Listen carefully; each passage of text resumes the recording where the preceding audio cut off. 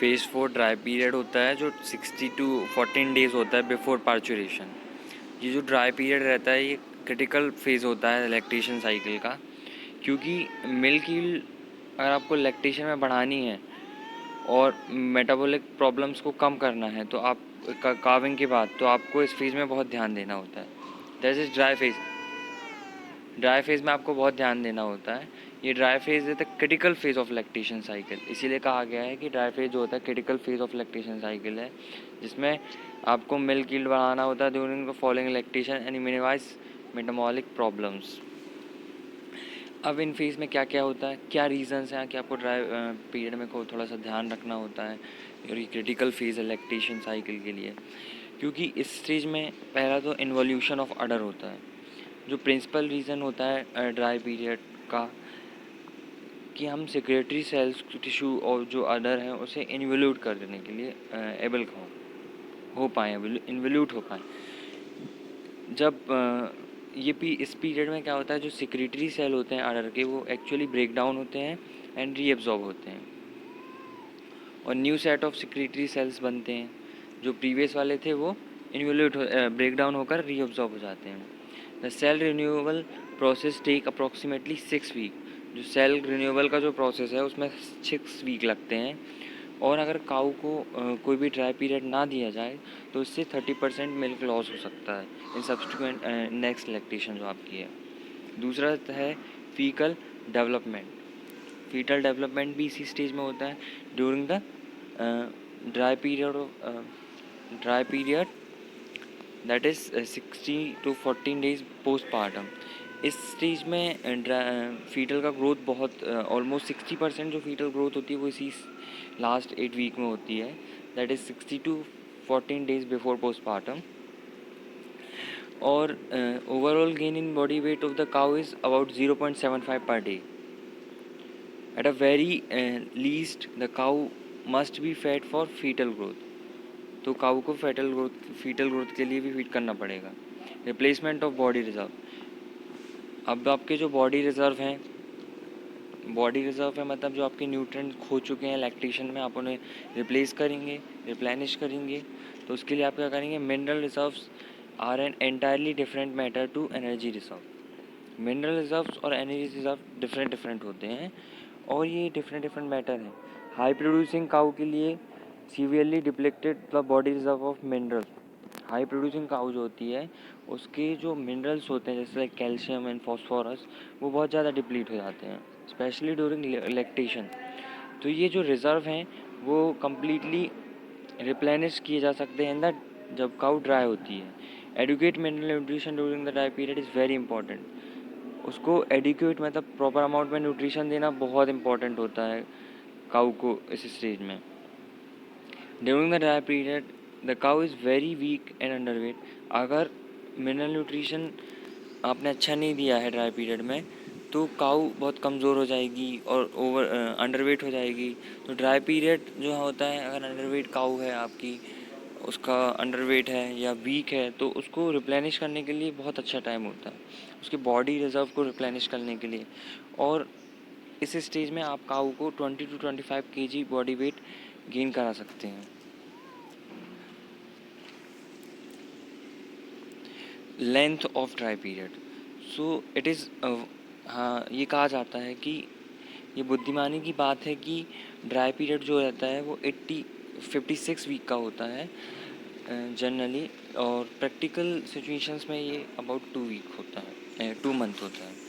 सो ration हमें formulate करना है इस तरीके से कि वो राशन जो है उसकी न्यूट्रिएंट रिक्वायरमेंट को भी पूरा कर पाए, बॉडी मेंटेनेंस को भी पूरा कर पाए, फीटल ग्रोथ भी कर पाए, for replacing any body weight not replaced during phase pregnant animals, and to be offered extra nutrient during the last 2 months of gestation। मतलब आपको इस स्टेज में ऐसा न्यूट्रिएंट देना है जब ड्राई पीरियड है कि वो उसकी सारी रिक्वायरमेंट्स को फुलफिल कर, that is body requirement, fetal growth, उसकी खुद अगर वो कोई इंजरी है तो उसको हील कर पाए अच्छे से, और अगर वो प्रेग्नेंट है तो उसको एक्स्ट्रा न्यूट्रिएंट देना है ताकि वो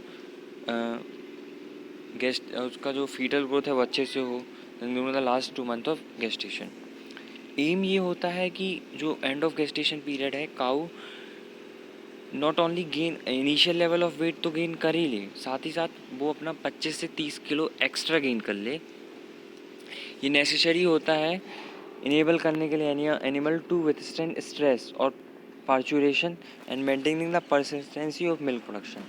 अगर आप चाहते हैं कि कैटल अच्छा मिल्क दे और परसिस्टेंट मिल्क दे, तो उसके लिए आपको क्या चाहिए, आपको उसका 20 to 25 kg वेट ज़्यादा गेन करा देना है during the dry period. The provision of extra roughage are not efficient as concentrate in increasing body weight. Roughage से बॉडी वेट उतना जल्दी गेन नहीं होता है एज कम्पेयर टू कंसनट्रेट। तो not forage roughage are not efficient as concentrate, वो उतने efficient नहीं होते हैं बॉडी वेट बढ़ाने के लिए।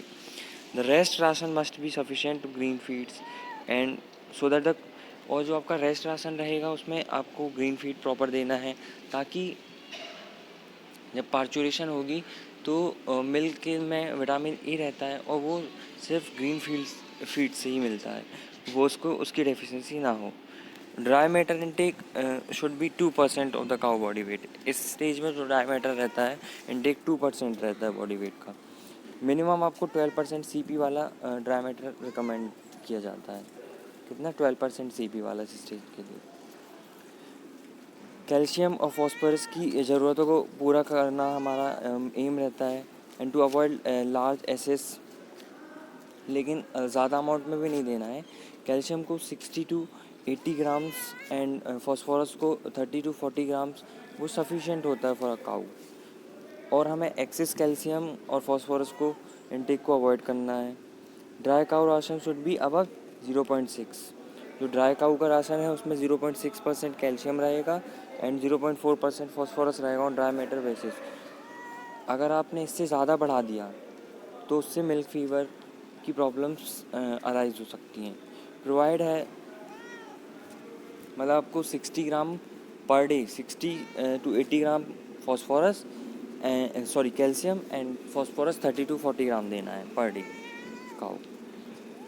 अब इसके अलावा आपको क्या प्रोवाइड करना है उसे, एडिक्वेट अमाउंट में ADE राशन प्रोवाइड करना है, विटामिन ADE राशन, ताकि वो काफ का सर्वाइवल जब और प्लासेंटल का रिटेंशन जो होता है ये कम से कम चांसेस में हो, मिल्क फीवर की प्रॉब्लम भी अराइज ना हो।